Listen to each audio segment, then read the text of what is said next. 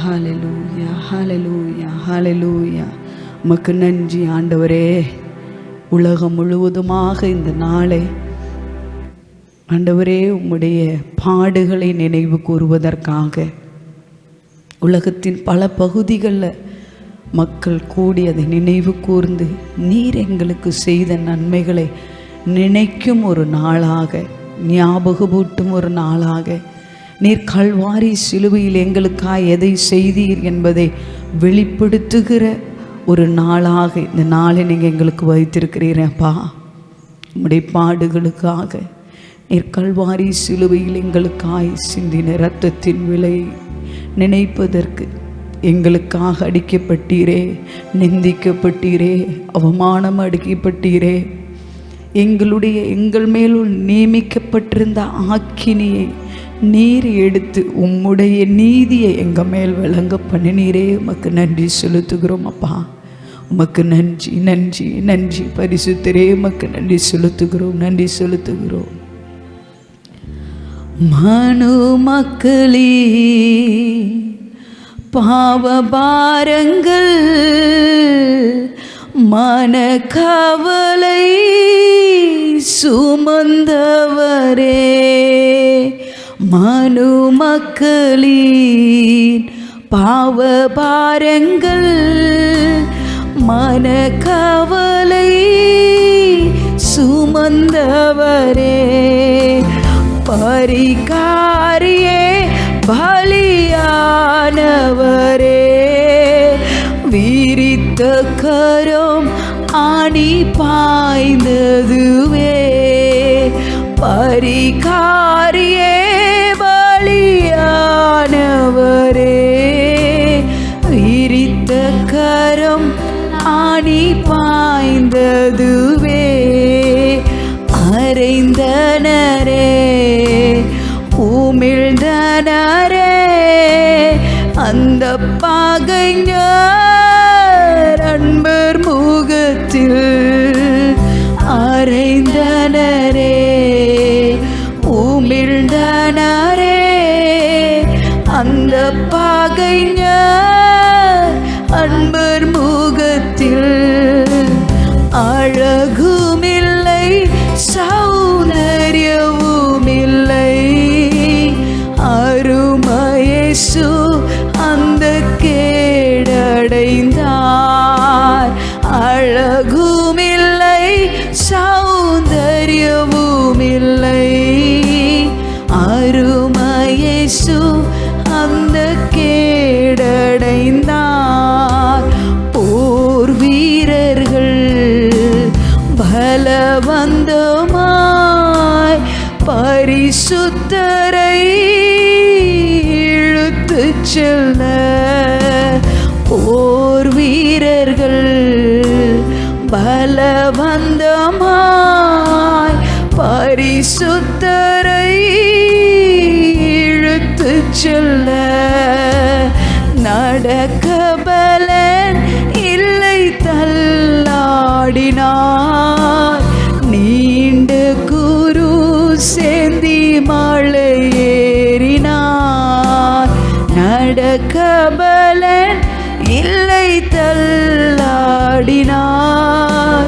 நீண்ட குரு சேந்தி மலை ஏறினார், கல்வாரியில் தொங்கும் இயேசுவை பார், கல்மணமாற்றி உன்னை ரட்சிப்பார், கல்வாரியில்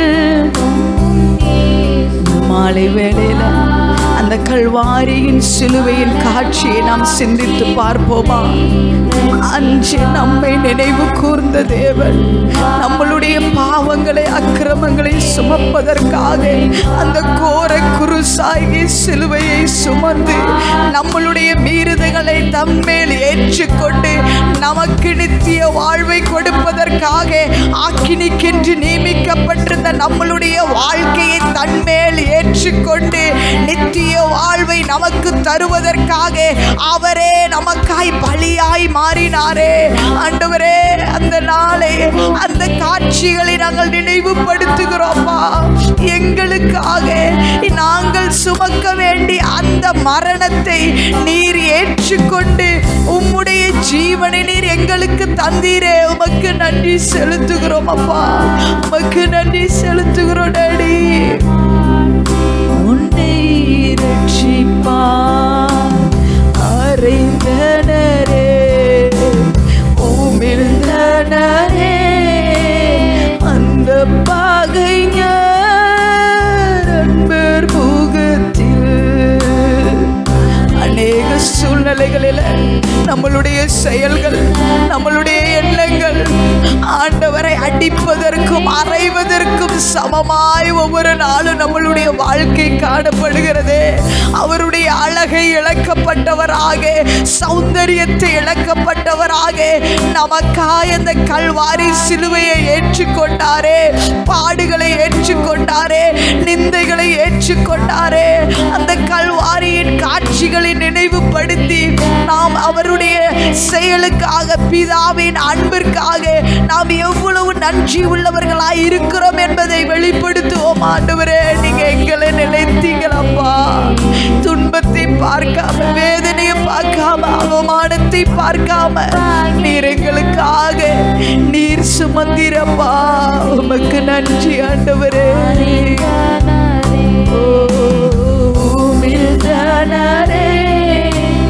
அந்த பகைஞர் அன்பர் முகத்தில் அழகும் இல்லை, சௌந்தரியமும் இல்லை. அருமையேசு அந்த கேடடைந்தார். அழகும் இல்லை, சௌந்தரியமும் இல்லை. அருமையேசு அந்த கேடடைந்தார். அழகும் இல்லை, சௌந்தரியமும் இல்லை. அருமையேசு அந்த கேடடைந்தார்.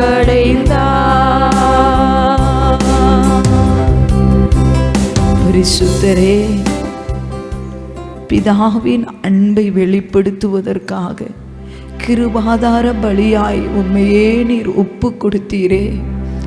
எங்களுக்கு ஜீவன் தருவதற்கு நீர் மரணத்தை ஏற்றுக்கொண்டீரே. எங்களை ஐஸ்வர்யமுள்ளவர்களாய் மாற்றுவதற்கு நீர் தரித்திரரானீரே. எங்களுக்கு உம்முடைய ஆசீர்வாதத்தை தருவதற்கு நீர் எங்களுக்காய் சாபமாய் மாறினீரே. அதை நினைவு கூற எங்களுக்கு நீர் பாக்கியத்தை தந்திருக்கிறீங்களப்பா. உம்மை நினைக்கும் பாக்கியத்தை, நீர் எங்களுக்கு செய்த மகத்துவத்தை நினைப்பதற்கு நீர் எங்களுக்கு தந்திருக்கிற ஸ்லாக்கியத்திற்காக, பாக்கியத்திற்காக உமக்கு நன்றி செலுத்துகிறோம். தேவனுடைய மகிமையின் பிரசன்னம் எங்களை ஆட்கொள்ளுவதாக. உம்முடைய வார்த்தையிலிருந்து எங்களோடு நீர் இடைபடுவீராக. உம்முடைய வார்த்தை எங்களை உயிர்ப்பிப்பதாக. அந்த மரித்த இயேசுவின் இரத்தத்தின் வல்லமை எங்களுக்குள்ளாய் கிரியை செய்வதற்கு எங்களையே ஒப்பு கொடுக்கிறோம். நீர் எங்களோடு பேசுவீராக. உம்முடைய சத்தத்தை கேட்டவர்களாக உம்முடைய சித்தத்தை செய்வதற்கு எங்களையே அர்ப்பணிக்க கிருபை செய்யுங்க ஆண்டவரே. பிதாவின் சத்தத்தை கேட்டு பிதாவின் சித்தத்தை செய்த இயேசுவின் சீஷர்களாக நாங்களும் உம்முடைய சத்தத்தை கேட்டு சித்தத்தை செய்கிறவர்களாய் நீர் எங்களை மாற்றுகிறதற்காய் நன்றி. எங்களையே அர்ப்பணிக்கிறோம். உங்கள் பரிசுத்த நாம மகிமைப்படுவதாக. இயேசுவின் நாமத்தில் பிதாவே, ஆமென், ஆமென். ஹல்லேலூயா, ஹல்லேலூயா. இந்த உலகம் முழுவதுமாக துக்க வெள்ளி என்று தமிழில் சொல்கிறாங்க. ஆனால் ஆங்கிலத்தில் மிகவும் அழகாக குட் ஃப்ரைடே அப்படின்னு சொல்கிறாங்க. குட் ஃப்ரைடே மீன்ஸ் நல்ல வெள்ளி, புனித வெள்ளி. இந்த புனித வெள்ளியில் நிறைய பேர் பார்த்திங்கன்னா இயேசு என்ன செஞ்சிட்டாங்க, அடிச்சிட்டாங்க. இயேசுவுக்கு பாடுகள் ஆயிடுச்சு. இயேசு நமக்காக என்ன செஞ்சிட்டார், நமக்காக சிலுவையின் மரணத்தை ஏற்றுக்கொண்டு மரித்தார் என்ற சோகத்தில் நிறைய பேர் என்ன செய்வாங்க, ரொம்ப சோகமாக இருப்பாங்க. இந்த சோகமாக இருக்கிறதற்காக போய் என்ன செய்வாங்க, டாஸ்மார்க்கில் என்ன செய்வாங்க, குடிப்பாங்க. எதுக்கா? இயேசு மரித்துட்டார்ன்ற துக்கம் தாங்க முடியாததுனால. அடுத்து இன்னும் 2 நாள் கழிஞ்சு 3ஆவது நாள் பிறக்கும்போது சந்தோஷத்தில் போய் திரும்ப என்ன செய்வாங்க, ஏன்னா சந்தோஷமாயிருச்சான். எதுக்கு? இயேசு உயிர் தெழுந்துட்டார். இப்படி தான் இன்றைக்கி உலகமானது இந்த நாளை என்ன செய்கிறது, நினைவு கூறுகிறது. ஆனால் அவருடைய அன்பை ருசி பார்த்த நாம் அப்படி அல்ல. அவருடைய பாடுகள், அவர் நமக்காய் என்ன செய்தார், அந்த விலக்கிரயம் ஏன் தேவன் நமக்காய் செய்ய வேண்டும். கடந்த 40 நாட்களாய் நாம் தியானித்து கொண்டே இருந்தோம். அவரை குறித்தவர், அவருடைய அன்பை குறித்து, அவர் ஏன் நம்மை தேடி வர வேண்டும். நாம் நீதிமான்களாய் இருந்ததினால் அல்ல, பாவிகளாய் இருந்ததினால, யாருக்கும் வேணான்னு நம்ம எரியப்பட்டு இருந்த நம்மளுடைய வாழ்க்கை வேண்டும் என்று சொல்லி கர்த்தர் நமக்கு என்ன செய்தார், இந்த பூமியில் பிதாவின் அன்பை வெளிப்படுத்துவதற்காக குமாரனை தந்தருளினார். ஹல்லேலூயா. ஏதோ தற்செயலாக நடந்த ஒரு காரியம் அல்ல, பரம திட்டம். உலக தோற்றத்திற்கு முன்பதாகவே திட்டமிட்ட செயலை பிதா நம்மளுடைய வாழ்க்கையில் என்ன செய்தார், வெளிப்படுத்தி இருக்கிறார். ஹல்லேலூயா. அந்த ஒரு நல்ல தேவனுக்கு நாம் ஒரு நல்ல கரவோசை கொடுத்து, ஆண்டவரே நீங்கள் எங்களை நினைவு கூர்ந்து ஆக்கினி மரணம், நித்திய மரணத்தில் இருந்து எங்களை மீட்பதற்காக உங்கள் குமாரனையே அனுப்பினீங்களே, அதற்காக உமக்கு நன்றி அப்பா, நன்றி அப்பா. ஆமென், ஆமென். ஹல்லேலூயா, ஹல்லேலூயா. இந்த நாளில் விசேஷமான ஒரு 7 வார்த்தைகள் உண்டு. எல்லாரும் விரும்பி நாம் என்ன செய்கிறது, தியானிக்கிறது. நம்ம எல்லாரும் மனப்பாடமாகவே அந்த 7 வார்த்தைகளையுமே என்ன செய்வோம், சொல்லுவோம். தொடங்கணும்னு சொல்லிட்டாலே என்ன செஞ்சிருவோம், ஆரம்பிச்சிருவோம். எப்படி ஆரம்பிப்போம்? பிதாவே இவர்களை மன்னி. அடுத்தது, இன்று நீ என்னோடு கூட பரதேசியில் இருப்பாய். 3வது, ஸ்திரீயே இதோ உன் மகன். அடுத்ததாக, என் தேவனே, என் தேவனே ஏன் என்னை கைவிட்டீர். அடுத்து, தாகமாய் இருக்கிறேன், எல்லாம் முடிந்தது, என் ஆவியை உம்முடைய கரத்தில் ஒப்படைக்கிறேன். பிதாவே என்னுடைய ஆவியை உம்முடைய கரத்தில் ஒப்படைக்கிறேன் என்று என்ன செய்யப்படுகிறது, சொல்லப்படுகிறது. இதுதான் மிகவும் highlighted of the sermon of Good Friday. இந்த புனித வெள்ளி அன்று பேசப்படுகிற 7 பொன் வார்த்தைகள், கோல்டன் வேர்ட்ஸ் இதுதான். ஆனால் இந்த 7 வார்த்தைக்கும் நமக்கும் என்ன சம்பந்தம் உண்டு? நம்ம நினைக்கிறோம் 2026 ஆண்டுகளுக்கு முன்பதாக கல்வாரி சிலுவையில் இயேசு சிந்தினதான வல்லமை, அல்லது இந்த சொல்லப்பட்ட 7 வார்த்தைகளும் பொன் வார்த்தைகளும் golden words for Jewish people, அன்று வாழ்ந்த மக்களுக்கு என்று தான் நிறைய பேர் நினைக்கிறாங்க. ஆனால் இந்த 7 வார்த்தைகளும் எதை பிரதிபலிக்கிறது என்றால், தெய்வத்துவத்தின் அந்த தன்மையை, அல்லது தேவன் மனிதனாய் பிறந்து தன்னுடைய அன்பை வெளிப்படுத்தின 7 காரியங்களை குறித்து நம்ம என்ன செய்கிறோம், பார்க்கிறோம். இந்த 7ஐயும் சம்மரி பண்ணி நம்ம சொல்லணும் அப்படின்னு சொன்னால், 7 எப்படிப்பட்டதாய் வெளிப்படுகிறது என்றால், மன்னிப்பாக, ரட்சிப்பாக, அரவணைப்பாக, தவிப்பாக, களைப்பாக, பூரிப்பாக, ஒப்படைப்பாக வெளிப்படுகிறது. 7ஐயும் சுருக்கி 7 வார்த்தைகளை நாம் சொன்னோம் என்றால், அது it produce forgiveness, salvation, compassion or relationship, abandonment, distress, triumph and reunion. மன்னிப்பு, ரட்சிப்பு, அரவணைப்பு, தவிப்பு, களைப்பு, பூரிப்பு, ஒப்படைப்பு எல்லாம் ஒரு அழகான ஒரு சொற்றொடர்களைப் போல 7 காரியங்களை இயேசு கிறிஸ்து கல்வாரி சிலுவையில் பேசினார். இந்த 7 காரியத்தில் முதலாவது காரியத்தை நாம் எடுத்தோம் என்றால், உலகத்தால் படைக்கப்பட்ட உன்னத தேவன் உலக மனிதர்கள் அவர்கிட்ட மன்னிப்பு கேட்கறது நியாயமான விஷயம்.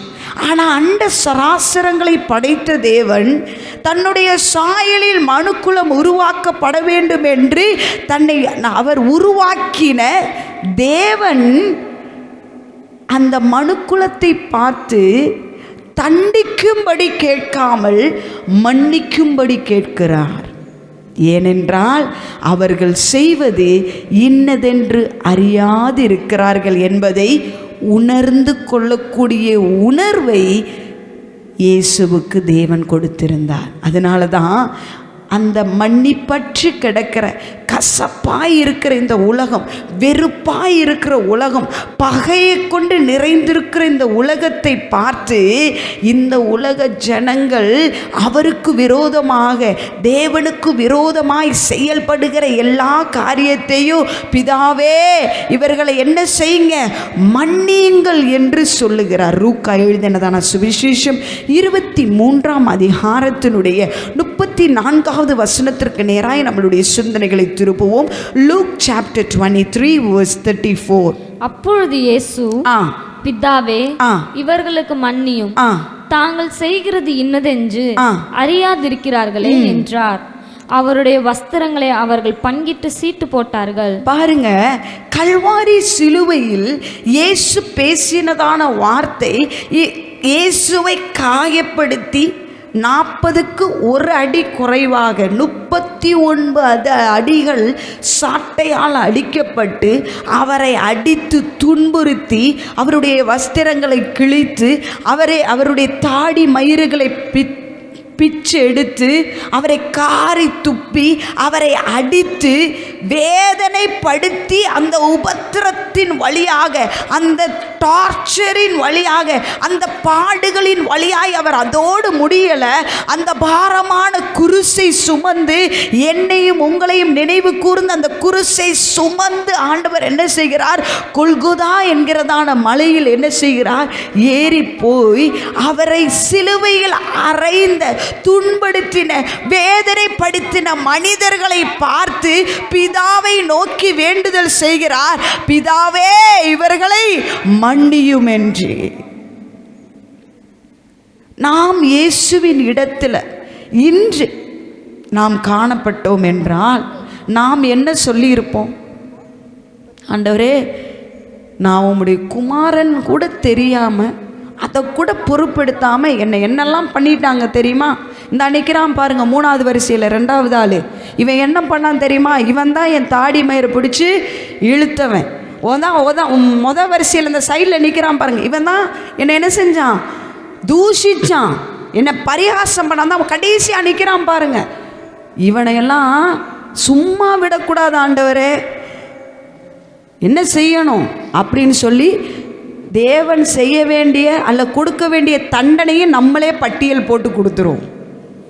ஆனால் இயேசு அப்படி செய்யவே இல்லை. அவர் தன்னை துன்படுத்தினவர் தன் கண்களுக்கு முன்பதாக இருக்கும் போதும், அந்த வேதனையின் வழியில் அவர் நிற்கும் போதும், நாம் காயப்படும் போது, நம்மளுடைய வாழ்க்கையை எடுத்து பாருங்க, நம்மளுடைய காயம் அனுபவிக்கும் போது அல்லது நம்மளுடைய காயப்படுகிற சூழ்நிலை நெருக்கப்படும் போது இருதயத்துக்குள்ளே இருந்து வேதனையின் குமரல்கள் வரும். பழி வாங்குகிற எண்ணம் பெருசாக இல்லைன்னா கூட நம்மளை அதிகமாக ப்ரெஷர் கொடுத்துட்டாங்கன்னா பழி வாங்கணுன்ற எண்ணம் ஆட்டோமேட்டிக்காக எல்லாருடைய இருதயத்துக்குள்ளே இருந்து என்ன செஞ்சிடும், வந்துடும். ஆனால் இயேசுவுக்குள்ளாக இருந்து வரவே இல்லை. அவருக்குள்ளாக எவ்வளோ உபத்திரவப்படுத்தினாலும், எவ்வளோ பாடுபடுத்தினாலும், எவ்வளோ அவரை சுக்கு நூறாக உடைச்சி அவரை பிச்சு போட்டாலும் உள்ளுக்குள்ளே இருந்து வந்த ஸ்வாபம் என்னன்னா, பழி வாங்குகிற எண்ணம் அல்ல, மன்னிக்கிற எண்ணம். ஹல்லேலூயா. இந்த சிலுவையின் தியான வேளையில் கர்த்தர் நம்மளோடு இடைபடுவது, நாமும் நம்மை வேதனைப்படுத்துகிறவர்களை மன்னிக்கிறவர்களாக, அந்த மன்னிக்கிற தன்மை நம் மூலமாய் பிரதிபலிக்க வேண்டும். 2 பேரை நம்ம மன்னிக்கணும். ஒன்று, நமக்கு தவறு செய்கிறவங்கள நம்ம என்ன செய்யணும், மன்னிக்கணும். நம்மளை வேதனைப்படுத்துகிறவங்கள நம்ம என்ன செய்யணும், மன்னிக்கணும். நமக்கு தெரிஞ்சே நம்மளை காயப்படுத்துகிறவங்கள மன்னிக்கணும். ரெண்டாவது, அநேக நேரங்களில் இதுதான் கடினமான ஒரு இடம். நம்மையே நாம் மன்னிப்பதற்கு என்ன செய்வோம்? தயங்கி விடுவோம். ஆண்டவர் நமக்காக பாடுகளை ஏற்றுக்கொண்டார், நம்மளுடைய பாவங்களை சுமந்தார். ஆனால் நம்மளை என்ன செய்ய மாட்டோம்? மன்னிக்க மாட்டோம். அந்த சுமையை நாம் என்ன செய்வோம்? சுமப்போம். நாம் அதை சுமக்க வேண்டாம் என்று தான் அந்த கசப்பு, அந்த வைராக்கியம், அந்த வேதனை எல்லாத்தையும் அவர் மேல் எடுத்து அவருடைய மன்னிப்பின் சுபாவத்தை நமக்குள்ளாக கிறிஸ்து தந்திருக்கிறார். ஹல்லேலூயா, ஹல்லேலூயா. அதோடு முடியவில்லை. அவருடைய லிட்ரலி அவருடைய அன்பை, அந்த அகாப்பே அன்பை 1 கொரிந்தியர் 13ஆம் அதிகாரம் மிக அழகாய் சொல்லி இருக்கிறது. அன்பு எப்படிப்பட்டதாய் காணப்படுகிறது என்று 1 கொரிந்தியன்ஸ் நீங்கள் எடுத்து பார்த்தீங்கன்னா அது அகாப்பே அன்பை விளக்கமாக தெளிவாக வெளிப்படுத்துகிற பகுதிகளை நாம் பார்க்கலாம். 1 கொரிந்தியர் 13ஆம் அதிகாரம் அதற்கென்று ஸ்பெஷலைஸ்டான ஒரு சாப்டர். அன்புன்னு சொல்லிட்டாலே நம்ம எல்லாம் எங்கே தான் நேராக திருப்புவோம்? லிட்ரலாக ஃபஸ்ட்டு நம்ம திருப்புகிற பகுதி வசனம் அப்படின்னு எடுத்துக்கிட்டிங்கன்னா யோவான் 3:16.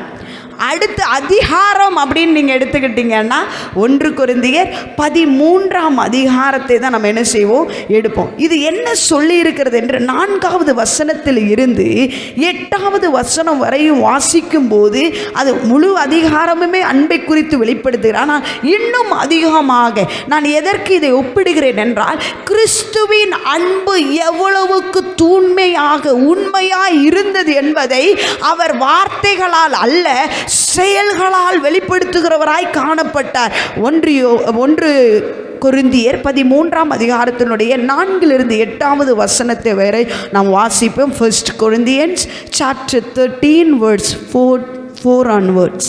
அன்பு நீடிய சாந்தமும், அன்பு நீடிய சாந்தமும் தயவும் உள்ளது, தயவும் உள்ளது. அன்புக்கு பொறாமை இல்லை, அன்புக்கு பொறாமை இல்லை. அன்பு தன்னை புகழாது, அன்பு தன்னை புகழாது, இருமாப்பாய் இராது, இருமாப்பாய் இராது, அயோக்கியமானதை செய்யாது, அயோக்கியமானதை செய்யாது, தற்பொழிவை நாடாது, தற்பொழிவை நாடாது, சினம் அடையாது, சினம் அடையாது, தீங்கு நினையாது, தீங்கு நினையாது, அநியாயத்தில் சந்தோஷப்படாமல், அநியாயத்தில் சந்தோஷப்படாமல், சத்தியத்தில் சந்தோஷப்படும், சத்தியத்தில் சந்தோஷப்படும், சகலத்தையும் தாங்கும், சகலத்தையும் தாங்கும், சகலத்தையும் விசுவாசிக்கும், சகலத்தையும் விசுவாசிக்கும், சகலத்தையும் நம்பும், சகலத்தையும் நம்பும், சகலத்தையும் சகிக்கும், சகலத்தையும் சகிக்கும். அன்பு ஒரு காலம் ஒழியாது. ஆமென். அன்பு ஒரு காலம் ஒழியாது. பாருங்க, நாம் வாசிக்கிறோம், இவ்வளோ பாடுபடுத்தினதான மனுக்குலம் தான் சிருஷ்டித்த சிருஷ்டி கர்த்தரை வேதனைப்படுத்தின அந்த வேதனைகளை கூட அவர் சகலத்தையும் தாங்கினாராம். ஹல்லேலூயா. அவருடைய அன்பு ஒருபோதும் மாறாததாக காணப்படுகிறது. இதுதான் அந்த அகாப்பே அன்பு. அந்த அன்பை, பிதாவின் அன்பை வெளிப்படுத்துவதற்காக தன்னுடைய குமாரன் இந்த பூமியிலேயே என்ன செய்தாரா? வெளிப்படுத்தினார். ஹல்லேலூயா. அன்பை மாத்திரம் வெளிப்படுத்தவில்லை, அவர் ஒவ்வொரு மனிதனும் கெட்டு போகக்கூடாது என்று அவர்களுக்கு ரட்சிப்பை, அவர்களுக்கு ஆத்தும மறுவாழ்வை, ஆத்தும நித்திய வாழ்வை அவர்களுக்கு கொடுப்பதற்கும் அவர் என்ன செய்தார்? முன் வந்தார். ஹல்லேலூயா. 2 கள்ளர்கள் சிலுவையில் இயேசுவின் வலது பாரத்திலும் இயேசுவின் இடது பாரத்திலும் என்ன செஞ்சாங்க? தொங்குனாங்க. அதில் ஒருவன் சொல்கிறான், பரிகசிக்கிறான், அவன் தண்டனைக்குட்பட்டு இருக்கிறான், வேதனையில் இருக்கிறான். ஆனாலும் அவனுக்கு ஒரே என்னது? நீர் தப்பிச்சு எங்களை என்ன செய்யுங்க, சிலுவையிலிருந்து இறக்கிருங்க, காப்பாற்றிருங்க அப்படின்னு சொல்கிறான். ஆனால் இனி ஒருவனுக்குள்ளாக ஒரு குற்ற உணர்வு, ஒரு பாவத்தை குறித்த ஒரு உணர்வு. ஐயோ, நான் தவறு செய்து தண்டனை அனுபவிக்கிறேனே. ஆனால் பாவம் அறியாத ஒரு நபர் அவர் சிலுவையில் தொங்குறாரே, அந்த ஒரு பரிதாபம். அடுத்தது அவன் கேட்கிற எவனும் பெற்றுக்கொள்ளுவான் என்கிற வேத வசனம் அந்த இடத்துல வெளிப்படுகிறது. அவன் சொல்கிறான், நீங்கள் என்ன செய்வீங்க? உங்கள் ராஜ்யத்துக்கு போவீங்க, போகிறப்ப என்னை கொண்டு போங்கன்னு கூட சொல்லலை, என்னை நினைவு கொள்ளுங்கள். லூக்கா எழுதினதான சுவிசேஷம் 23ஆம் அதிகாரத்தினுடைய 43வது வசனத்திற்கு நேராக நம்மளுடைய சிந்தனைகளை திருப்போமா? Luke gospel chapter 23 verse 43. இயேசு அவனை நோக்கி, இன்றைக்கு நீ என்னோடனே கூட பரதேசியில் இருப்பாய் என்று மெய்யாகவே உனக்கு சொல்லுகிறேன் என்றார். மெய்யாகவே சொல்லுகிறார். அதற்கு முன்பதாக அந்த கள்ள பேசுகிறதான சம்பவத்தை நாம் வாசிப்போமா?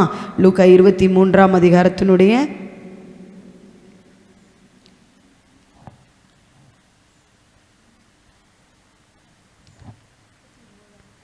39வது வசனத்திலிருந்து நாம் வாசிப்போம். அன்றும் சிலுவையில் அறையப்பட்டிருந்த குற்றவாளிகளில் ஒருவன், நீ கிறிஸ்துவானால் உன்னையும் எங்களையும் ரட்சித்துக்கொள் என்று அவரை இகழ்ந்தான். மற்றவன் அவனை நோக்கி, நீ இந்த ஆக்கினைக்குட்பட்டவனாயிருந்தும் தேவனுக்கு பயப்படுகிறதில்லையா? நாமோ நியாயப்படி தண்டிக்கப்படுகிறோம், நாம் நடப்பித்தவைகளுக்கு தக்க பலனை அடைகிறோம், இவரோ தகாதொன்றையும் நடப்பிக்கவில்லையே என்று அவனை கடிந்து கொண்டு. ஒரு இயேசுடைய வாழ்க்கையை நீங்க எடுத்து பார்க்கும்போது அவர் தன்னுடைய சீஷர்களால் அல்லது ஒரு அப்போஸ்தலர்களால் அல்லது தன்னுடைய உற்றார் உறவினர்களால் அல்லது தன்னை சுற்றி இருந்த ஜனங்களால் தான் நிமித்தம், இயேசுவின் நிமித்தம் நன்மைகளை பெற்று கொண்டவர்களின் நிமித்தம் மாத்திரம் ஒரு நற்சாட்சியை பெற்றுக்கொள்ளல. ஒரு கள்ளன் கூட இயேசுவை குறித்து நல்ல சாட்சி சொல்லுகிற ஒரு வாழ்க்கை இயேசு கிறிஸ்து வாழ்ந்தார். அல்லேலூயா. அவ என்ன செய்யறான்? ஐயோ உண்மைதான், நாம ஆக்கினைக்கு தீர்க்கப்பட்டிருந்தவர்கள், தவறு செய்து தவறுக்கு தண்டனை அனுபவிக்கிறது உண்மை. ஆனா குற்றம் இல்லாத ஒருவர், அதற்கு எதற்குமே சம்பந்தம் இல்லாத ஒரு நபர் கூட என்ன செய்கிறாரு? தொங்குறாரே. அவனுக்குள்ளாக ஒரு தெய்வீக பயம் காணப்பட்டது. தேவனை குறித்த ஒரு பயம் அவனுக்கு என்ன செய்யப்பட்டது? காணப்பட்டது. அப்ப அவன் சொல்றதான வார்த்தை என்ன தெரியுமா? 42வது வசனத்தை வாசிப்போம். இயேசுவை நோக்கி, ஆண்டவரே, ஆண்டவரே, நீர் உம்முடைய ராஜ்யத்தில் வரும்போது அடியேனை நினைத்தருளும் என்றார். அடியேனை நினைத்தருளும். Remember me. அவன் கேட்டதெல்லாம் இயேசு அவனை நினைச்சா போதும் அப்படின்னு நினைச்சான். ஆனால் இயேசு அவனை நினைத்தது மாத்திரமல்ல, அழிவில்லாத ராஜ்யத்திற்கு சொந்தக்காரராய் மாற்றி கொடுத்தார். அல்லேலூயா. நினைக்கிறதுக்கு தான் கேட்டான், அவரோடு கூட நித்திய காலமாய் வாழுவதற்கான உரிமையை, ரட்சிப்பை அவனுக்கு தேவன் கொடுத்தார். அல்லேலூயா, அல்லேலூயா. அவனுக்கு கூட கடைசி வாய்ப்பை கூட ஆண்டவர் என்ன செய்கிறார்? கொடுக்கிறார். அதற்கு அவனுடைய வாழ்க்கையில் அந்த சிலுவைக்கு பின்பதாக மரணம் நியமிக்கப்பட்டிருக்கிறது. அவ்வளவுதான். அவனுடைய வாழ்க்கையின் கடைசி கட்டத்தில் வந்து நிற்கிறான். இன்னைக்கு உலகத்தில் அநேகர் சொல்லுகிறார்கள், ரட்சிக்கப்படுவதற்கு, ஆண்டவருக்காய் வாழுவதற்கு நான் இதை செய்ய வேண்டும், நன்மை செய்ய வேண்டும், தான தர்மம் செய்ய வேண்டும், பிறருக்கு நன்மை செய்ய வேண்டும், பிற செயல்களை செய்வது நிமித்தம் நான் என்ன செய்ய முடியும்? ரட்சிப்பை பெற்றுக்கொள்ள முடியும் என்று சொல்லுகிறார். இந்த கள்ளன் என்ன செய்தான்? எதையெல்லாம் அந்த ரட்சிப்பை பெற்றுக்கொள்வதற்கு இவன் செய்த செயல் என்ன? ஒன்றுமில்லை. தன்னுடைய தவறை உணர்ந்தான். அதை அவன் என்ன செய்தான்? உணர்ந்து மனஸ்தாபப்பட்டது மாத்திரமல்ல, ஆண்டவரை பார்த்து கேட்குறான், என்ன நீங்கள் நினச்சிக்கொள்ளுங்க. ஹல்லேலூயா. அவனுக்கு வேற எந்த வாய்ப்பு இல்லை.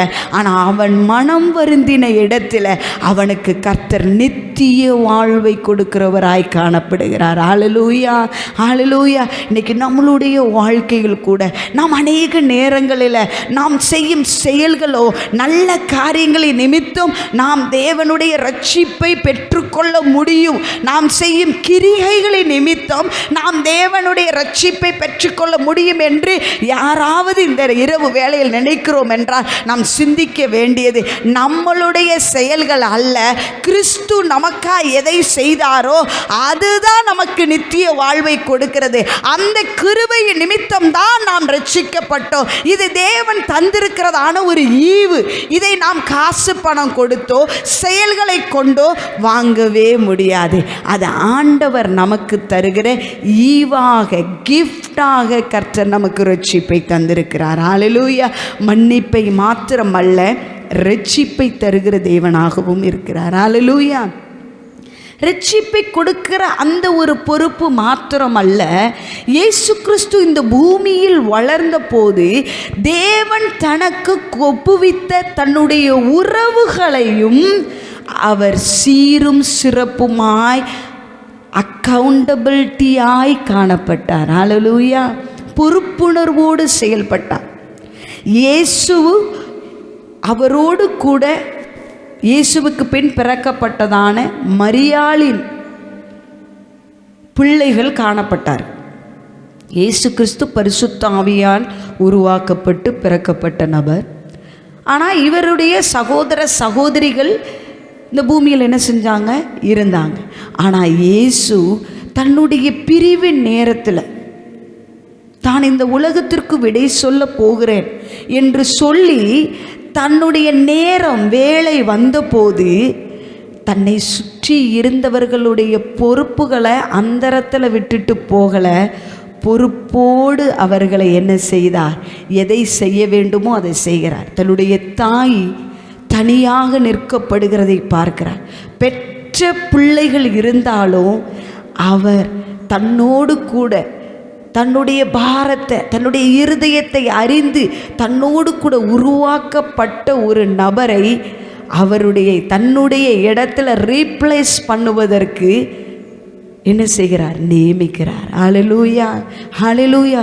பொறுப்புணர்வோடு தேவன் செயல்படுகிறார். தன்னுடைய தாயினுடைய அந்த ஒரு கதறலை பார்க்கிறார். உலக பிரகாரமான ஒரு தாய் தான், உண்மைதான். ஆனால் அந்த ஒரு பொறுப்பில் கூட அதை தவறவிட்டு கடந்து செல்ல வேண்டும் என்று இயேசு நினைக்கவே இல்லை. ஹல்லேலூயா, ஹல்லேலூயா. தன்னுடைய தாயை பராமரிப்பதற்கு, அவர்களை பார்த்து கொள்வதற்கு ஒரு நபரை நியமித்து கடந்து செல்லுகிறார். ஹல்லேலூயா. அவருடைய அரவணைப்பை, அந்த தாயுடைய பாசத்தை, அந்த ஏக்கத்தை பாதியில் அந்தரத்தில் விட்டுட்டு போகல. ஏனென்றால் மரியாளுக்கு ஆரம்பத்திலிருந்தே தெரியும், ஒரு நாள் சம்பவிக்க போகிறது, எனக்கென்று இந்த பூமியில் ஒரு மெஸ்ஸியாவை பிறக்கிறதற்கு என்னுடைய கர்ப்பத்தை அல்லது என்னுடைய ஊமை கர்த்தர் என்ன செய்தார்? தெரிந்தெடுத்தார். அந்த தெரிந்தெடுத்த அந்த பாத்திரம் ஒரு நாளைக்கு அந்த மெஸ்ஸியாவானவர் இந்த உலகத்தின் பாவத்தை சுமந்து தீர்க்கும் பலியாக மாற வேண்டும் என்பது மரியாளுக்கு நல்லா தெரியும். அதை அறிந்துதான் அவரோடு கூட பயணம் செய்யலாம். அந்த வேலை வந்தது. இயேசுவை 8வது நாள் தேவாலயத்தில் பிரதிஷ்டை செய்வதற்காக, கடமைகளை செய்வதற்காக, தேவனுடைய சமூகத்தில் செய்ய வேண்டிய காரியங்களை செய்வதற்கு அவர்கள் கடந்து செல்லும்போது 2 தீர்க்கதரிசிகளை அவர்கள் சந்திக்கிறார்கள். லூக்கா எழுதின சுவிசேஷத்திற்கு நேராய் நாம் திருப்பினோம் என்றால் மிகவும் அழகாக அங்கே என்ன செய்யப்படுகிறது? சொல்லப்படுகிறது. தீர்க்க தரிசன வார்த்தைகள் நிறைவேறுவதற்காகவே சிலர் கர்த்தர் என்ன செய்கிறார்? பூமியில் வைத்திருக்கிறார். நிறைய பேர் ஆசைப்பட்டாங்க இந்த மெஸ்ஸியாவை பார்க்க வேண்டும் என்று. ஆனால் அவர்கள் எல்லாம் விடை சொல்லி, இந்த பூமிக்கு விடை சொல்லி போய்விட்டார்கள். ஆனால் நியமிக்கப்பட்டவர்கள் வாக்குத்தத்தத்தை பேசுகிறவர்கள் அல்ல, வாக்குத்தத்தத்தை பேசினதை கேட்கிறவர்களாய் மாத்திரமல்ல, அந்த வாக்குத்தத்தத்தின் வார்த்தையை பேசினதும் கேட்டதும் பார்த்ததும் அந்த 2 பேர் காணப்பட்டாங்க. அதில் ஒரு பெண்மணி, அவர் யார் என்றால் அன்னாள் என்று சொல்லப்படுகிறதான ஒரு விதவை. அடுத்ததாக பார்க்கிறோம்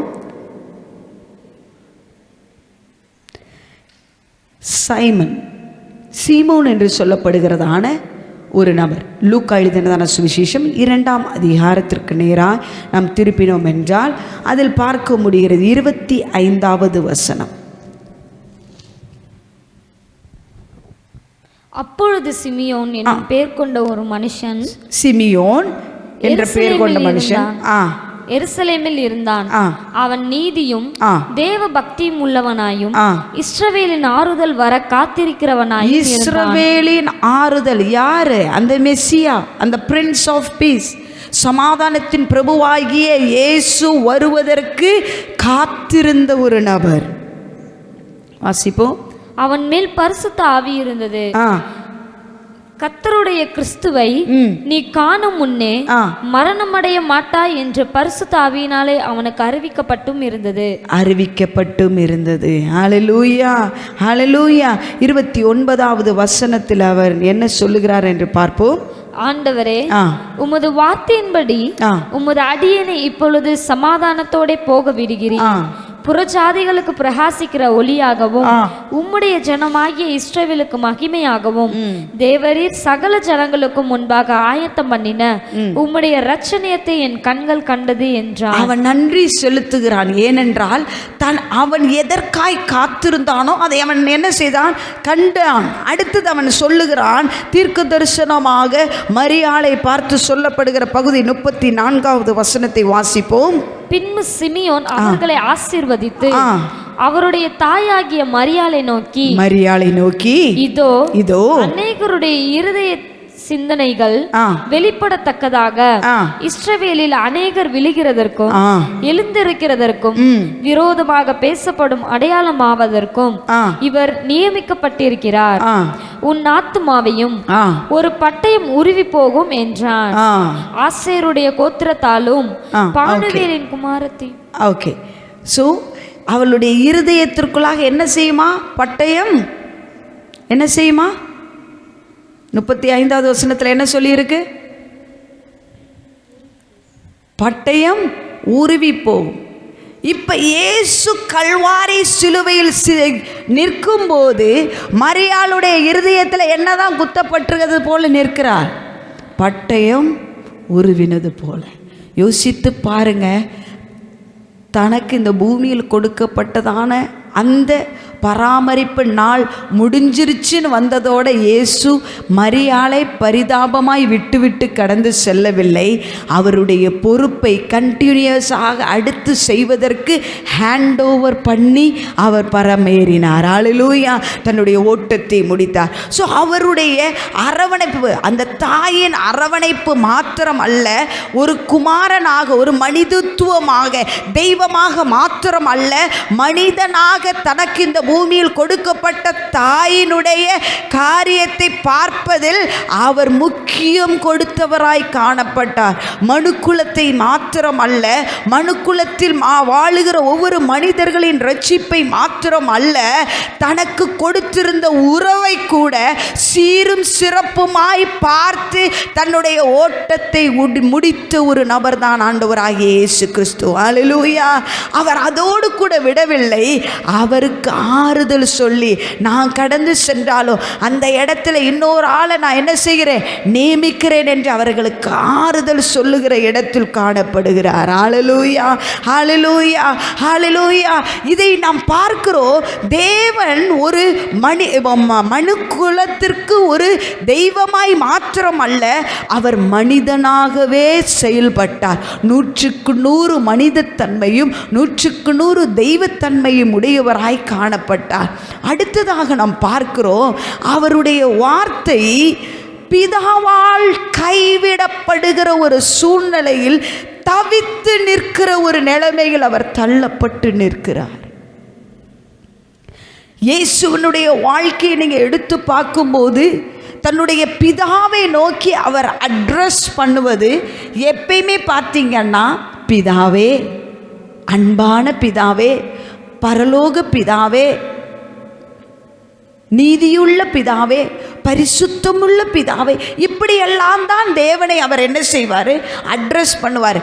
ஒரு தகப்பன், ஒரு பிள்ளை ஒரு தகப்பன்கிட்ட போய் நிற்கும்போது அந்த பிள்ளைக்கு தகப்பனுக்கு இடையில நடக்கிறதான அந்த பேச்சு, அந்த கான்வர்சேஷனை அவர் என்ன செய்கிறாரு?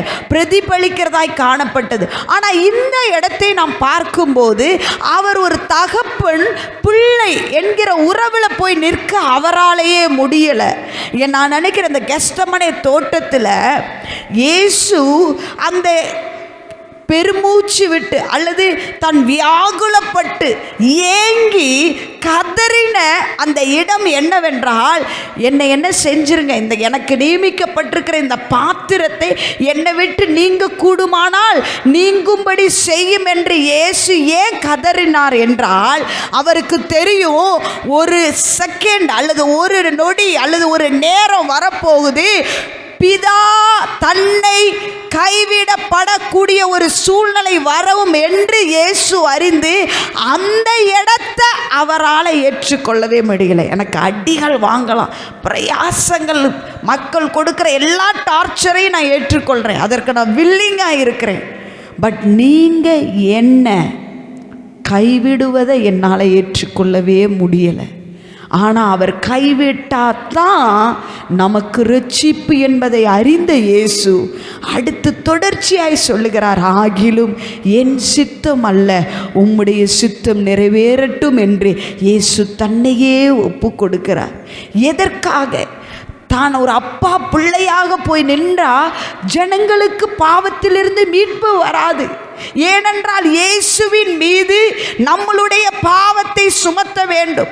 நமக்கு பாவத்தின் விளைவாக கிடைத்த சாபத்தையும் மரணத்தையும் அவர் மேல் ஏற்றுக்கொள்ள வேண்டும் என்றால் அவர் நமக்காய் சாபமாகிறார், மரணமாகிறார், மரணத்தை ஏற்றுக்கொள்கிறார். நமக்காக பாவமாய் நிற்கும் போது அப்பா பிள்ளைன்னு போய் நிற்க முடியாது அவருடைய சந்நிதியில். ஒரு நியாயாதிபதிக்கு முன்பதாக ஒரு குற்றவாளியை போல் தான் போய் நிற்க முடியும். அதனால தான் இயேசு கதறுகிறார், என் தேவனே, என் தேவனே, ஏன் என்னை கைவிட்டி? அநேக நேரங்களில் நம்மளுடைய வாழ்க்கையிலையும் அநேக சூழ்நிலைகளில் கைவிடப்பட்ட சூழ்நிலைகளை போல காணப்படலாம். ஆனால் இமை பொழுது உன்னை கைவிட்டாலும் நான் உன்னை என்ன செய்வேன், சேர்த்து கொள்வேன் என்று ஆண்டவர் என்ன செய்கிறார், நம்மளை பார்த்து சொல்லுகிறார். நம்மளை ஒருபோதும் அவர் என்ன செய்கிறதில்ல, கைவிடப்பட்டு வெறுக்கப்பட்டு ஒதுக்கப்பட்டு தள்ள வேண்டும் என்பது அல்ல. நாம் கைவிடப்படுவதற்காக நம்மை கைவிடப்பட்ட அந்த சூழ்நிலையிலிருந்து நம்மை தூக்கி எடுப்பதற்காக ஆண்டவர் அவரை, பிதாவாகிய தேவன் குமாரனாகிய இயேசு கிறிஸ்துவை கைவிடப்படும் சூழ்நிலையில் தள்ளப்படுகிற ஒரு இடம் உண்டாயிற்று. ஆண்டவர் அவரை பார்த்து சொல்றார், என் தேவனே, என் தேவனே, ஏன் என்னை கைவிட்டீர்? என்னை கைவிட்டுட்டீங்க அப்பா. ஒரு விசை என்னை என்ன செஞ்சுட்டீங்க, கைவிட்டுட்டீங்க. அப்பா பிள்ளைன்னு அந்த உறவுல எனக்கு உங்க பிரசன்னத்தில் உங்க சமூகத்தில் எனக்கு வர முடியாது. ஒரு குற்றவாளியை போல இந்த உலகத்தில் இருக்கிற அனைவருடைய அந்த பாவத்தையும் அவர்களின் பாவத்தின் விளைவாய் வந்த சாபத்தையும் சுமந்து அவர் நிற்க வேண்டிய சூழ்நிலை வந்த போது கூட நம்மளுடைய ரட்சிப்புக்காக, நம்மளுடைய மீட்புக்காக பிதாவால் கைவிடப்படுவதை கூட இயேசு ஏற்றுக்கொண்டார். ஹல்லேலூயா. தவித்து போய் நிற்கிறார். அவ்வளோ காலமும் இந்த பூமியில் வாழ்ந்த காலமெல்லாம் பிறருக்கு ஆறுதலாக, பிறர் கைவிடப்பட்டு இருக்கிற சூழ்நிலையில் இருக்கிறவர்களுக்கு உதவி செய்வதற்காக இயேசு போய் கரம் நீட்டினார். தன்னுடைய வாழ்க்கையை கொடுத்தார். தன்னுடைய வாழ்க்கையின் முகாந்திரமாக அவர்களுக்கு சுகத்தை கொடுத்தார், விடுதலையை கொடுத்தார். ஆனால் இன்று இயேசு கைவிடப்படுகிற சூழ்நிலையில் நமக்காக தள்ளப்பட்டு நிற்கிறார். மனிதர்களால் அல்ல, தான் நேசித்த பிதாவால தள்ளப்படுகிற ஒரு சூழ்நிலையில் அவர் தள்ளப்படுகிறார். அதோடு நிற்கப்படவில்லை, நமக்காக அவர் தாகமாய் மாறுகிறார், ஏங்கி நிற்கிறார். உலகத்தில் இருக்கிற எல்லாரும் எதெல்லாம் இல்லாமல் இருந்துடலாம், ஆனால் தண்ணி குடிச்சாது வாழ்க்கை என்ன செஞ்சிருவாங்க, வாழ்ந்துருவாங்க. ஆனால் ஒரு தாகம் எடுக்கிற ஒரு சூழ்நிலையில் இயேசு தள்ளப்பட்டு நிற்கிறார். யாருக்காக? நமக்காக, நம்மை ஐஸ்வர்யவான்களாய் மாற்றுவதற்காக, நம்மளை அவருடைய ஐஸ்வர்யத்தின் சம்பூரணத்திற்குள்ளாய் நம்மளை சேர்ப்பதற்காக அவர் தன்னையே ஒடுக்குகிறார். தன்னையே அந்த பாடுகளுக்குள்ளாக அவர் அலோவ் பண்ணுகிறார். நம்ம அநேக நேரத்தில் நினைப்போம், சூழ்நிலைகள் தான் அவருக்கு இப்படிப்பட்ட ஒரு தண்டனையை கொடுத்துருச்சுன்னு. அவர் அனுமதிக்காம ஒரு நபர் கூட இயேசுவின் மேலே கை வைத்திருக்கவே முடியாது. அவர் வில்லிங்காக, அவர் தன்னையவே மனப்பூர்வமாய் ஒப்பு கொடுக்கிறார். எதற்கு? இந்த பாடுகளை ஏற்றுக்கொள்ளுவதற்காக. கடைசியை பார்க்கிறார். தான் இந்த ஓட்டத்தை இந்த பூமியில் பிதாவாகிய தேவன் எதற்காய் தன்னை அனுப்பினாரோ அதன் நோக்கத்தை அனைத்தையுமே நிறைவேற்றிவிட்டேன் என்கிற ஒரு இடம் வந்தபோது பிதாவை நோக்கி சொல்றாரு, எல்லாம் முடிந்தது என்று. எது முடிய வேண்டும்? ஏதோ ஒன்று என்றோ ஆரம்பித்திருக்கிறது. அது எங்கு ஆரம்பித்தது? பரலோகத்தில் ஆரம்பித்த ஒன்று. தேவனை காட்டிலும் தேவனுடைய சிங்காசனத்தின் மேல் ஏற வேண்டும் என்கிற எண்ணம் வந்தபோது அந்த சத்ருவின் வல்லமை, அந்த இருளின் வல்லமை ஆரம்பித்த அந்த ஆரம்பத்திற்கு முற்றுப்புள்ளி வைப்பதற்காக கல்வாரி சிலுவையிலே இயேசு பலியானது நிமித்தம், தன்னையே ஒப்பு கொடுத்தது நிமித்தம், சாத்தானின் சகல வல்லமைகளை அழிப்பதற்காக மனுஷகுமாரன் வெளிப்பட்டார் என்ற வார்த்தை நிறைவேறுவதற்காக, வாக்குத்தத்தமாய் பேசப்பட்டிருக்கிற ஒவ்வொரு வாக்குத்தத்தங்களும் நிறைவேறுவதற்காக அவர் சகலத்தையும் நிறைவு செய்தார். எதெல்லாம் சத்ருவானவன் மனிதர்களுடைய வாழ்க்கையில் ஆரம்பித்து வைத்தானோ, தேவையற்ற செயல்கள், வியாதிகள், பிரச்சனைகள், போராட்டங்கள், கிறிஸ்துவின் அன்பை விட்டு நம்மை பிரித்த பல சூழ்நிலைகளில் எல்லா மனிதர்களை எங்கெல்லாம் ஆரம்பத்தை கொடுத்துட்டு இதுக்கு முடிவே இல்லைன்னு நினச்சிட்டு அவன் உட்கார்ந்துருக்கிறான். அல்லது இந்த மனிதர்களுக்கு மரணத்தை தவிர வேற மாற்று கருத்து இல்லைன்னு அவன் நினச்சிட்டு இருக்கும்போது கல்வாரி சிலுவையில் சத்ருவானவன் ஆரம்பித்த ஆரம்பத்திற்கு முடிவு கட்டி, மரணமே உன் கூரெங்கே, பாதாளமே உன் ஜெயமெங்கே என்று சொல்லி மரணத்தை ஜெயித்த இயேசுவாக சகலத்தையும் அவர் முடிவுக்கு கொண்டு வருகிற ஒரு செயலுக்கு தன்னையே ஒப்பு கொடுக்கிறார். அந்த ஒப்பு கொடுக்கிறதோடு நிற்காமல் சந்தோஷத்தை, இருளின் வல்லமை, அந்த ஒளியின் வல்லமையிலிருந்து எதையெல்லாம் எடுத்துச்சோ அதெல்லாம் ரீப்ளேஸ் பண்ணுவதற்கு பிதாவாகிய தேவன் தன்னுடைய குமாரனையே பலியாக கொடுத்து, ஈடாக கொடுத்து, எதையெல்லாம் எடுத்தானோ அதெல்லாம் மீட்டு கொண்டார். இன்றைக்கி நமக்கு நாம் பெற்றுக்கொண்ட ரட்சிப்பு சாதாரணமாய் வந்ததல்ல. இயேசு கிறிஸ்துவின் மரணத்தின் மூலமாக, இரத்தத்தின் விலையாக நமக்கு அது கிடைக்கப்பட்டிருக்கிறது. ஹல்லேலூயா, ஹல்லேலூயா. எல்லா மிஷனும் இந்த பூமியில் பிதா எதற்காக இயேசுவை அனுப்பினாரோ அந்த ஓட்டத்தை நிறைவு செய்த போது அவருடைய ஆவியை யாரும் எடுக்கலை, அவரே ஒப்பு கொடுக்கிறார். ஹல்லேலூயா, ஹல்லேலூயா.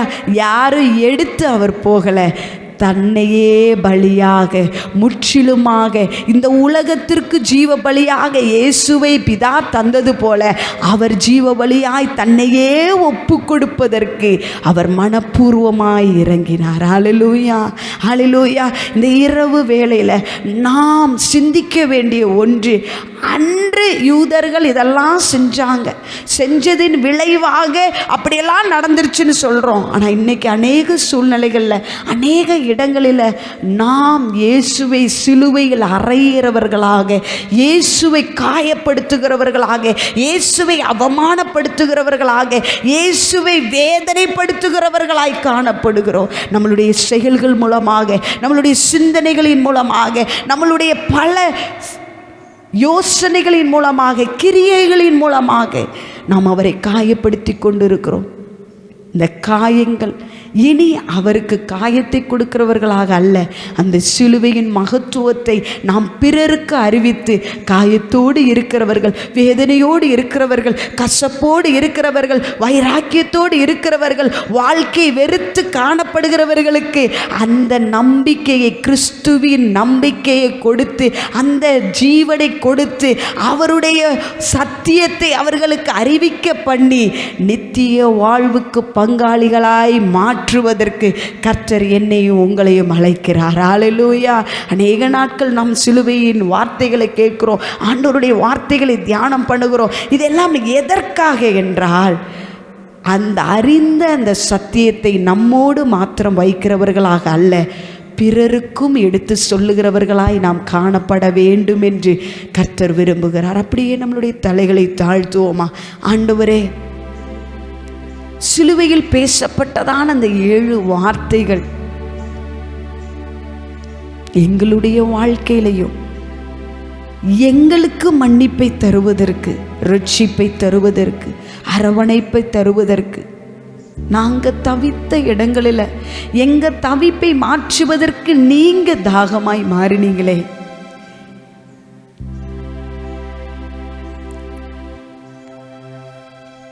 எங்களுக்கு விடுதலையும் சந்தோஷத்தையும் கொடுப்பதற்கு நீர் பாடுகளை ஏற்றுக்கொண்டீரேப்பா. எங்களை உம்மோடு இணைப்பதற்கு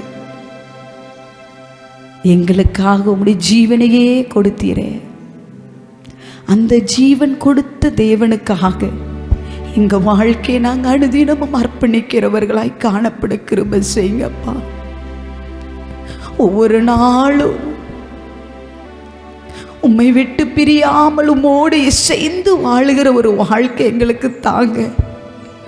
உம்மை நேசிக்கணும், உங்கள் கிருபையை சார்ந்து இருக்கணும், உங்கள் சிலுவையின் மகத்துவத்தை அறிந்தவர்களாய் நாங்கள் காணப்படுவதற்கு எங்களையே அர்ப்பணிக்கிறோப்பா.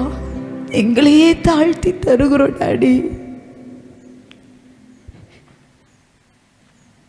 எங்களையே ஒரு விஷயம் கூட உங்கள் அன்பை ருசி பார்க்க, அந்த அகாப்பே அன்பை ருசி பார்க்க எங்களுக்கு கிருபை பாராட்டுவீராக.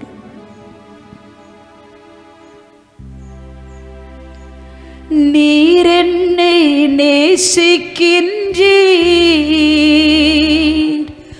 உந்தன் உயிரை பார்க்கிலும்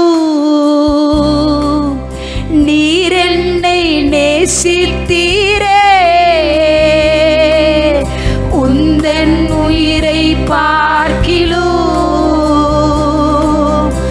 ஆராதிப்பேன் உம்மை நான் உண்மை மனதுடன், ஆராதிப்பேன் உம்மை நான் உண்மை மனதுடன். என்னை நேசிக்கும் நேசத்தின் தேவனே, என்னை நேசித்த நேசத்தின் ஆழமதே. சொல்லுமா, என்னை நேசிக்கும் நேசத்தின் தேவனே, என்னை நேசிக்க நேசத்தின் ஆழமதே. பெருகிருபை நினைக்கும் போது, பெருகிருபை நினைக்கும் போது என்ன பதில் செய்வேனோ? உங்க கிருபையை நாங்க நினைக்கும் போது நாங்க என்னப்பா செய்ய முடியும்? ரட்சிப்பின் பாத்திரத்தை எங்க கரங்களில உயர்த்தி உமக்கு நன்றி செலுத்தணும் அப்பா. ரட்சிப்பின் பாத்திரத்தை உயர்த்திடுவே நன்றியோடு, ரட்சிப்பின் பாத்திரத்தை உயர்த்திடுவே நன்றியோடு. நீர் என்னை நேசித்தீரே, இந்த உயிரை பார்க்கிலும் நீர் என்னை நேசிக்கின்றீரப்பா. உங்க ஜீவனை பார்க்கிலும் எங்களை நீ நேசிக்கிறீரே, உமக்கு நன்றி. உயிரை பார்க்கிலும் ஆராதிப்பேன் உம்மை நான் உண்மை மனதுடன், ஆராதிப்பேன் உம்மை நான் உண்மை மனதுடன். பெற்ற என் தாயோ நண்பர்கள் தள்ளுகையில் என் உயிர் கொடுத்து நான் நேசித்தோர் வேறு கையிலே பெற்ற எங்களுடைய உறவுகள், எங்களுடைய சொந்த பந்தங்கள் எங்களை தள்ளி வெறுக்கும் போது, எங்களுக்கு யாரும் தேவையில்லை என்று நாங்கள் நினைத்து ஒதுக்கப்பட்டு நாங்கள் கிடக்கும் போது, நீர் எனக்கு வேண்டும் என்று எங்களை அழைக்கிற தேவனாய் இருக்கிறீங்களாப்பா. எங்களுடைய செல்ல பேரை அழைத்து உமக்கு சொந்தமாய் எங்களை மாற்றுகிறவராய் இருக்கிறீரே, உமக்கு நன்றி.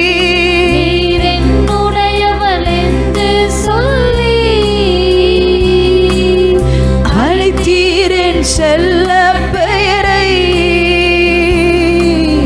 வளர்த்தீரே இவ்வளவாக,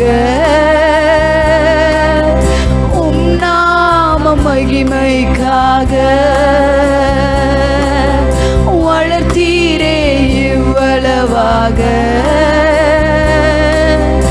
உம் நாம மகிமைக்காக. நீர் என்னை நேசித்தீரே, உந்தன் உயிரை பார்க்கிலும் அவருடைய அன்பை ருசி பார்ப்போமா? அவர் செய்ததான செயலை நினைத்து அவருக்கு நன்றி செலுத்துவோமா?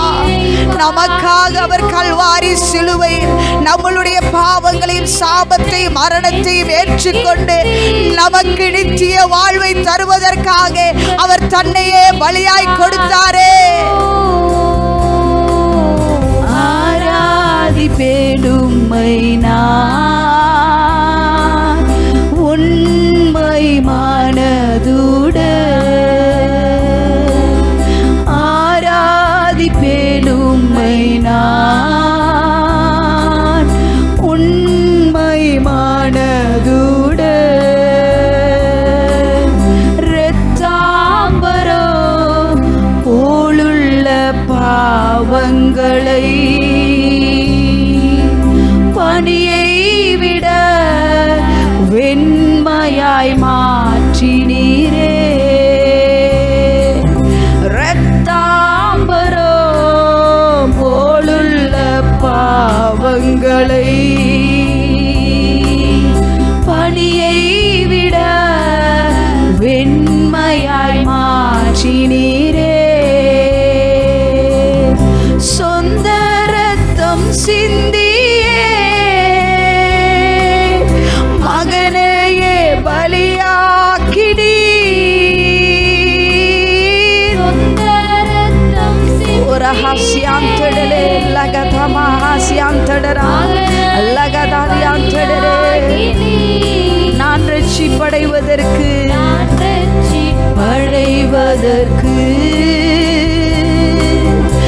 என் பாவம் சுமந்து தீர்த்தீ. நான் ரட்சிப்படைவதற்கு என் பாவம் சுமந்து தீர்த்தீ. நீர் என்னை நேசித்தீரே, உந்தன் உயிரை பார்க்கிலும். பரிசுத்தரே, எங்களை நீங்க நேசிக்கிறீங்களப்பா. உங்க அகாப்பே அன்பை கொண்டு நீர் எங்களை நேசிக்கிறீரே, உமக்கு நன்றி செலுத்துகிறோம். ஆராதிப்பேன் உம்மை நான் உண்மை மனதுடன், உம்மை ஆராதிப்பேன் உம்மை நான் உண்மை மனதுடன், ஆராதிப்பேன் உம்மை நான் உண்மை மனதுடன். ஒவ்வொரு நாட்களிலும் பிரியாமல் கடைசி வரை ஒரு நிமிடமும் கிருபையால் நடத்தினீரே.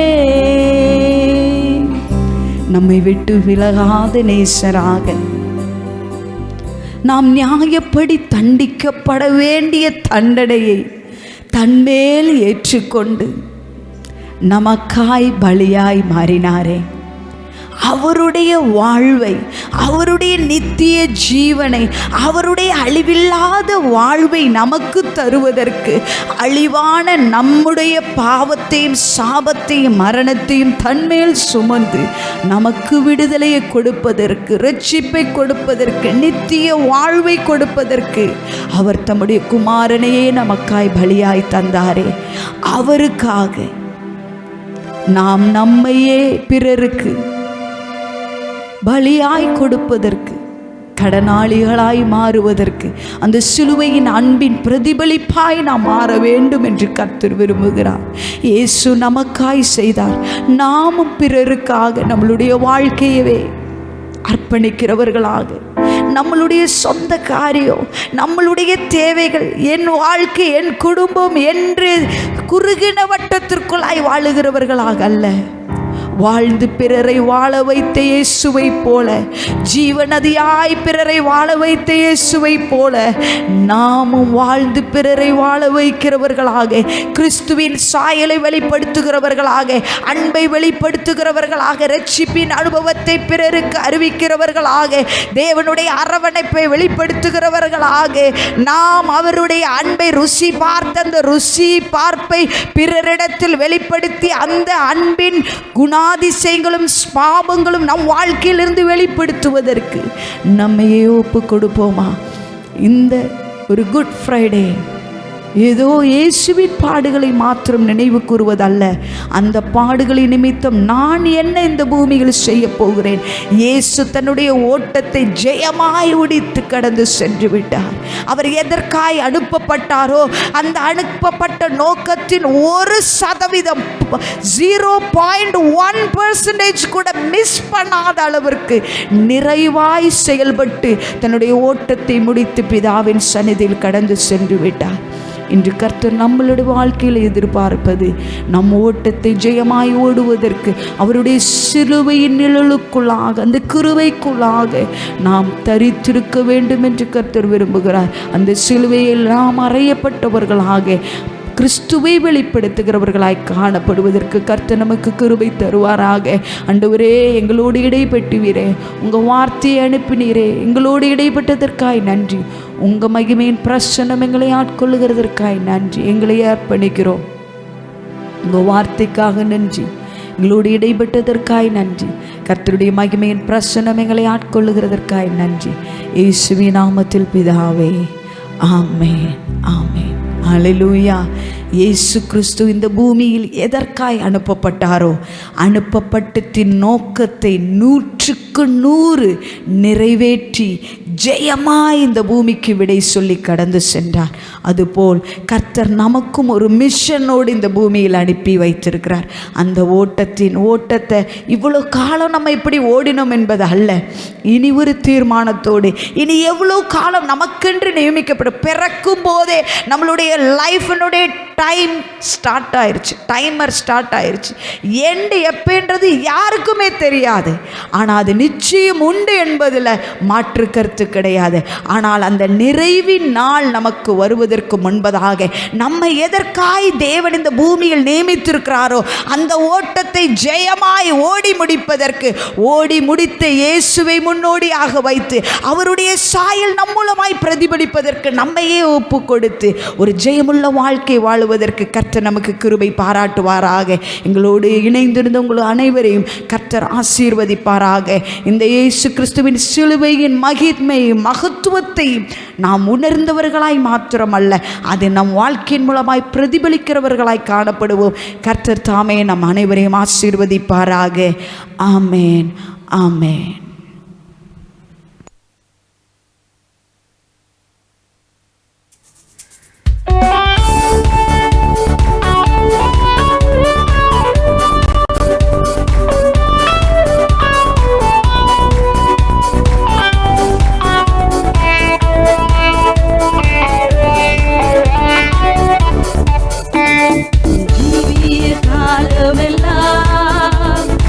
ஒருவரும் உன்னை எதிர்ப்பதில்லை.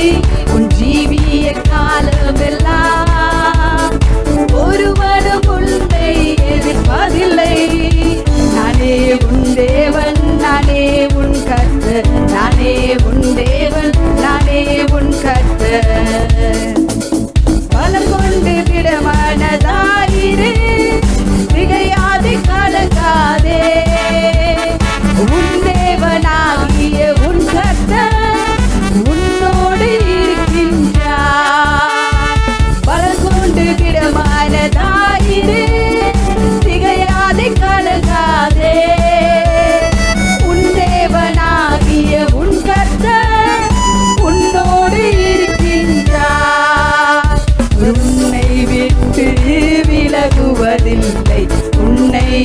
என்றும் கைவிடுவதில்லை. அவர் உன்னை விட்டு விலகுவதில்லை. உன்னை என்றும் கைவிடுவதில்லை. உன் கால்கள் மீதிக்கும் இடமெல்லாம் உங்களுக்கு கொடுத்திடுவேன். நான் மோசேயோடு சொன்னது போல் உங்களுக்கு செய்திடுவேன். உன் கால்கள் மீதிக்கும் இடமெல்லாம் உங்களுக்கு கொடுத்திடுவேன். நான் மோசேயோடு சொன்னது போல் உங்களுக்கு செய்திடுவேன். உன்னை விட்டு விலகுவதில்லை. உன்னை என்றும் கைவிடுவதில்லை. அவர் உன்னை விட்டு விலகுவதில்லை. உன்னை என்றும் கைவிடுவதில்லை. பிதாக்களுக்கு நான் சொன்னதை நீ இவர்களுக்கு பங்கிடுவாய். நான் மோசேயோடு ஆணையிட்டதை உன் மூலமாய் கொடுப்பேன். உன் பிதாக்களுக்கு நான் சொன்னதை நீ இவர்களுக்கு பங்கிடுவாய். நான் மோசேயோடு ஆணையிட்டதை உன் மூலமாய் கொடுப்பேன். அவர் உன்னை விட்டு விலகுவதில்லை. உன்னை என்றும் கைவிடுவதில்லை. அவர் உன்னை விட்டு விலகுவதில்லை. உன்னை என்றும் கைவிடுவதில்லை.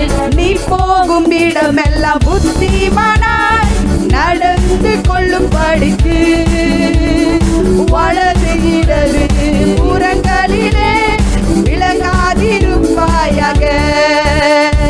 நீ போகும் இடமெல்லாம் புத்திமானாய் நடந்து கொள்ளும்படிக்கு வலது இடது புறங்களிலே விலகாதிருப்பாயாக. உன்னை விட்டு விலகுவதில்லை. உன்னை என்றும் கைவிடுவதில்லை. அவர் உன்னை விட்டு விலகுவதில்லை. உன்னை என்றும் கைவிடுவதில்லை. அவர் நம்மை விட்டு விலகுவதில்லை. நம்மை என்றும் கைவிடுவதில்லை. அவர் நம்மை விட்டு விலகுவதில்லை. நம்மை என்றும் கைவிடுவதில்லை. ஜீவிய காலமெல்லாம்